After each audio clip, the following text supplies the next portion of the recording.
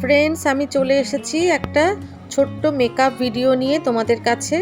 প্রথমেই দেখো, এই হিমালয়ার নিম ফেস ওয়াশটা দিয়ে আমি মুখটা ক্লিন করে নিয়েছি। তারপরে নিউট্রিজেনার এই ক্রিমটা আমি মেখে নিচ্ছি। এটা ভীষণ ভালো একটা ক্রিম। এটা মাখলে আর কিছু মাখার দরকারই পড়ে না। আমি মুখে গলায় লাগিয়ে নিচ্ছি, হালকা করে মেখে নিতে হবে। এরপরে আমি কেয়া শেঠের সানস্ক্রিন যে পাউডারটা সেটা মেখে নিলাম। এটা আমার কাছে খুব প্রিয়। ব্রাউন কালারের আইব্রো পেন্সিল আমি অ্যাপ্লাই করছি আইব্রোতে। ল্যাকমির কাজল পেন্সিলটা নিলাম।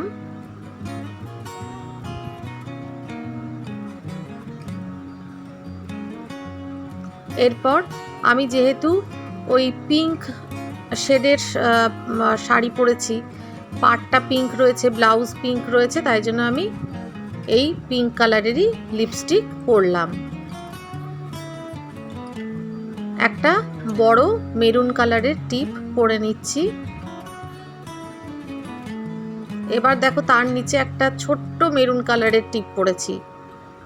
ছোট ছোট দুটো কানের দুল পরে নিয়েছি, মঙ্গলসূত্র পরে নিয়েছি।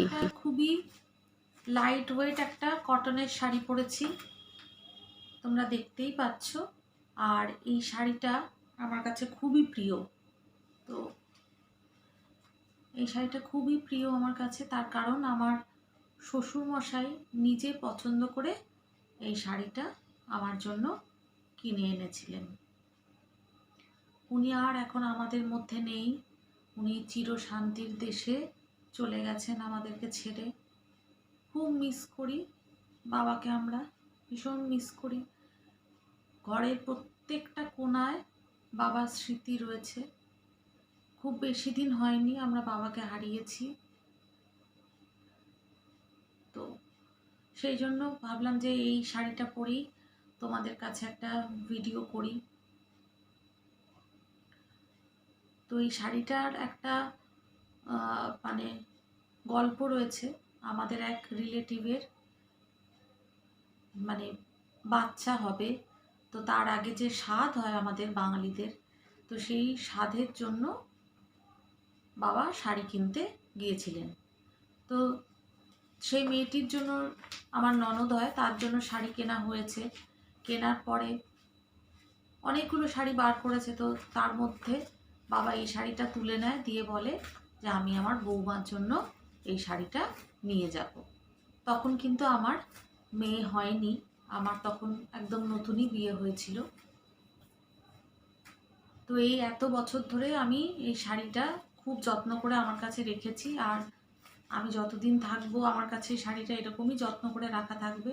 এরকম নয় যে বাবা আমাকে আর শাড়ি দেয়নি, বাবা আমাকে অনেক ভালো ভালো শাড়ি দিয়েছেন, কিন্তু এই শাড়িটা বাবা যেহেতু নিজে পছন্দ করে নিয়ে এসেছিলেন, তাই জন্য আমার কাছে এত প্রিয়।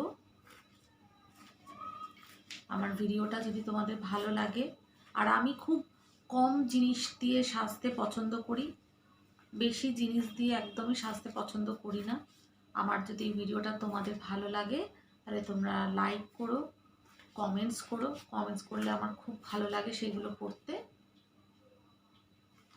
তোমরা যারা এই পুরো ভিডিওটা দেখছো তাদেরকে অসংখ্য ধন্যবাদ জানিয়ে ভিডিওটা শেষ করি। এই পুরো গেটআপটা তোমাদের সাথে শেয়ার করছি, কেমন লাগছে আমাকে তোমরা জানিও।